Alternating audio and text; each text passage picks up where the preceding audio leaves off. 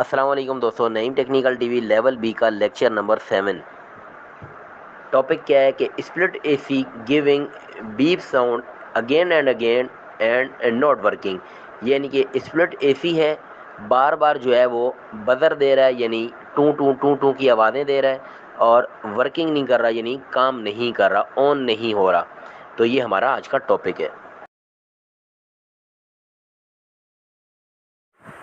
तो जी दोस्तों, ये स्प्लिट एसी है हायर का, और इनके कस्टमर का कहना ये है कि हम जो ही ब्रेकर ऑन करते हैं तो ये एसी जो है वो ख़ुद ही बीप की साउंड देने लग जाता है, यानी बार बार इसमें टू टू की आवाज़ आने लग जाती है। हालांकि ये रिमोट के साथ कोई यानी कि छेड़खानी भी नहीं करते हैं और एसी ख़ुद ही बार बार जो है वो एक बीप की यानी कि एक बजर की साउंड दे रहा है।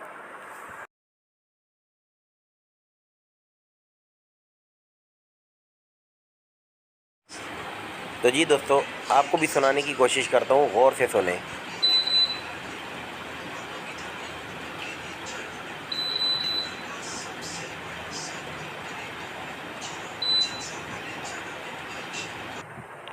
तो जी जनाब, ये मसला आ रहा था इसमें। अब क्या है कि एसी जो है वो ऑन नहीं हो रहा, कूलिंग भी नहीं कर रहा।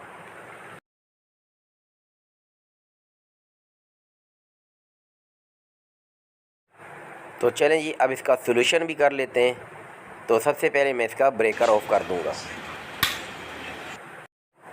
ब्रेकर ऑफ़ करने के बाद यानी कि इसकी सप्लाई को कट ऑफ़ करने के बाद अब हम इसके पीसीबी बोर्ड में ये जो आपका जो मैनुअल बटन है, यानी कि जहाँ से आप इसको रिमोट के अलावा मैनुअल बटन से यानी कि इमरजेंसी बटन से आप ऑन करते हो, ये वाला, ठीक है, इसका हम जैक जो है वो रिमूव कर देंगे, निकाल देंगे, चाहे तो यहाँ से चाहे तो ऊपर पीसीबी बोर्ड से, जहाँ से आपको सहूलत हो वहाँ से कर लें, ठीक है।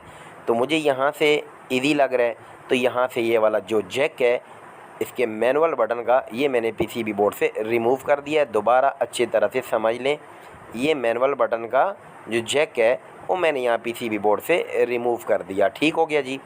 यानी कि इसके अंदर मुझे फॉल्ट लग रहा था। अब मैंने इसकी सप्लाई को दोबारा ऑन कर दिया है। ये टेम्परेचर आपको दिखाई दे रहा है 19। अब मैं इसको एक नंबर आगे पीछे कर देता हूँ। अब आपको दिखाई दे रहा है कि मैंने इसको 20 के ऊपर कर दिया है। ठीक हो गया। अब दोस्तों, इसके अंदर कोई बीप वगैरह की आवाज़ नहीं आ रही, साउंड नहीं आ रही, कोई बदर बदर नहीं बजा रहा, और इसको हमने कम व बेश 15 से 20 मिनट चलाया है, और वो भी 2 से 3 दफ़ा रीस्टार्ट वगैरह भी किया है। बिल्कुल ये फिक्स हो चुका है। तो जी दोस्तों, लेक्चर के इख्तिताम पे एक दफ़ा पूरे को रिवाइंड करवाता हूँ आपको, ताकि अच्छी तरह से समझ आ जाए। हमने कंप्लेन को अटेंड किया, वहाँ पे गए तो देखा कि स्प्लिट एसी का सिर्फ ब्रेकर ऑन करते के साथ ही, यानी कि इसकी सप्लाई ऑन करते के साथ ही उसमें से टू टू की आवाज़ें आ रही थी, यानी बीप बजा रहा था, बजर बजा रहा था। हालांकि रिमोट दूर पड़ा हुआ था, ठीक है। अब क्या है कि ऐसी कंडीशन में अव्वल तो वो चल ही नहीं रहा था, और अगर चलता भी था तो आउटर स्टार्ट होते के साथ ही बंद भी हो जाता था। कभी 15 मिनट चल जाता था तो कभी बिल्कुल चलता ही नहीं था। यानी आपको जैसे अभी दिखाया कि इसमें ये मुस्तकिल टू टू की आवाज़ें दे रहा है। तो हमने क्या किया, हमने इसके पीसीबी बोर्ड में जो इसका जैक है, इसके मैनुअल बटन का, जिसको आप रिमोट गुम होने की सूरत में आप मतलब टेम्परेरी तौर पे वहाँ से भी ऑन कर लेते हो, तो हमें ये लगा कि इसके अंदर या तो लूजिंग है, फ्लक्चुएशन हो रही है, या शॉर्ट है। तो हमने इसका जैक जो है वो पीसीबी बोर्ड से निकाल दिया। तो इस तरह से इसकी ये जो बीप बज रही थी, जो बजर यानी ये टू टू की आवाज़ आ रही थी, और ये एसी जो ऑन ही नहीं हो रहा था, अगर ऑन होता भी था तो बंद हो जाता था। तो इस तरह से ये फिक्स हो गया, ठीक है। तो आप भी इसकी इस तरह के फोल्ड में ये वाली ट्रिक इस्तेमाल कर सकते हैं और इंशाल्लाह इससे फ़ायदा उठा सकते हैं। इसके अलावा दोस्तों, एक बात आखिर में ये बताना चाहता हूँ, ये जो लास्ट वाला क्लिप है, इसके अंदर आपने देखा होगा, मतलब जो मेरा साथ हेल्पर है, जो मेरा कारीगर है या शागिर्द, कुछ भी समझ लें आप, तो उसके हाथ में एक काले कलर का धागा है, ठीक है। तो मैं इन चीज़ों के बहुत ख़िलाफ़ हूँ, सख्ती से ख़िलाफ़ हूँ, इनको मना भी करता रहता हूँ, लेकिन देखें ज़बरदस्ती तो किसी के साथ नहीं की जा सकती। तो आपको बताना ये था, हालांकि मेरी हत्तोल इम्कान कोशिश होती है कि मेरी वीडियो में ऐसी कोई भी चीज़ ना आए, ठीक है। तो मकसद कहने का ये है कि ये जो बच्चा है इसके हाथ में एक काला धागा आपको नज़र आ रहा होगा, और ये मतलब मुसलमानों के ये काम नहीं है ये धागे शागे पहनना, ये काले लाल पीले, बल्कि अल्लाह ताला के ऊपर ही तवक्कल करना चाहिए, ना कि ये धागों शागों के ऊपर। और अल्लाह के नबी सल्लल्लाहु अलैहि वसल्लम ने इन चीज़ों से सख्ती से मना किया है। तो बस ये आपको एक पैगाम देना था, ठीक है, जिसका मकसद सिर्फ़ और सिर्फ इस्लाह करना है। तो जी दोस्तों, ये था हमारा आज का लेक्चर। उम्मीद करता हूँ लेक्चर आपको पसंद आया होगा।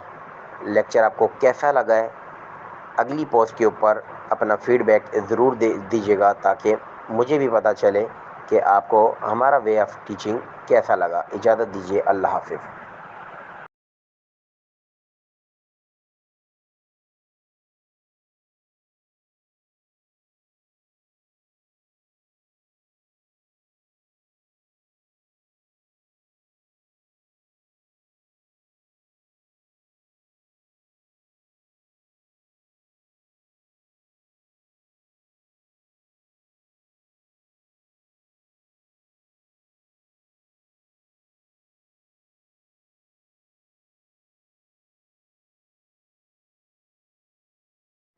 अस्सलाम वालेकुम दोस्तों, Naeem technical TV level B का लेक्चर नंबर 8, 8वां नंबर का जो लेक्चर हमारा लेवल बी का, उसका टॉपिक ये है जी कि एसी का एक ही जॉइंट बार बार लीकेज क्यों कर रहा था। तो आइए इसको प्रैक्टिकली वीडियोस की फॉर्म में डिस्कस कर लेते हैं। तो जी दोस्तों, ये कस्टमर का स्प्लिट एसी का आउटडोर यूनिट है, और कस्टमर का कहना है कि टेक्नीशियन जो पहले वाला आता है वो रिपेयरिंग करके जाता है, और यहाँ से ये वाला टांका या फिर उसके साथ वाला जो अगला टांका है वो बार बार लीक कर रहे हैं। यानी इन दो टांकों के बीच में से कोई भी एक टांका जो है वो लीक हो जाता है, और ये अमल तकरीबन 2 से 3-4 दफ़ा रिपीट हो चुका है। यानी एक ही टेक्नीशियन से वो बनवा रहे हैं और दो टांकों में से कोई एक आध जो टांका है वो लीक कर रहा है। आइए देखते हैं क्या वजह है।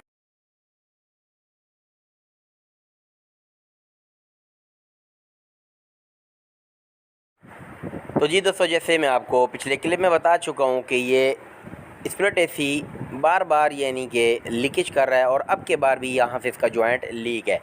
अब यहाँ पे आपको एक निशान नज़र आ रहा होगा, ये इस वाले यू बैंड के ऊपर आपको एक निशान नज़र आ रहा होगा, ये ओके जी। और यहाँ पे भी आपको एक निशान नज़र आ रहा होगा, जैसे कि यहाँ से कोई चीज़ पहले ब्रेजिंग की गई थी और वो उखड़ गई हो। और वो चीज़ क्या उखड़ी है यहाँ से, वो ये आप देख सकते हैं, ये कॉपर का पाइप है, कॉपर का ट्यूब का पीस है, जो कंपनी ने यहाँ पे एज अ स्पोर्ट यानी इसको स्पोर्ट के तौर पे यहाँ पे लगाया हुआ था। इसको टैग दी हुई थी इसकी, जो कि वाइब्रेशन करते करते ये गिर चुका, ठीक है। और उस टेक्नीशियन की नज़र नहीं पड़ी कि वो इस फॉल्ट को पकड़ सकता, और यही वजह है कि मेन डिस्चार्ज लाइन में वाइब्रेशन भी ज़्यादा होती है, और इस वजह से अब ये लीक हो रहा था।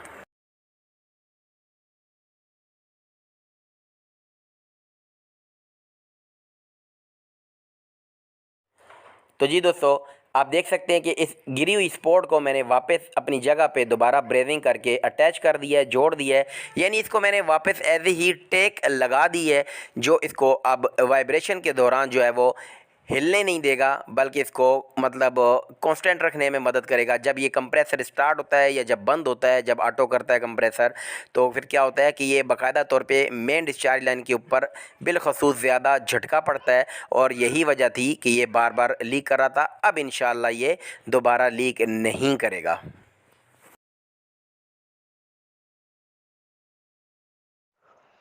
तो ये था दोस्तों हमारा लेवल बी का लेक्चर नंबर 8। उम्मीद करता हूँ आपको बहुत ज़्यादा पसंद आएगा, और एक मेजर फॉल्ट और एक अच्छी इन्फॉर्मेशन आप तक पहुँची होगी। अगर ये आपको अच्छा लगा हो तो अगली पोस्ट के ऊपर अपने रिएक्शन का इज़हार ज़रूर कीजिएगा। इजाज़त दीजिए, अल्लाह हाफिज़।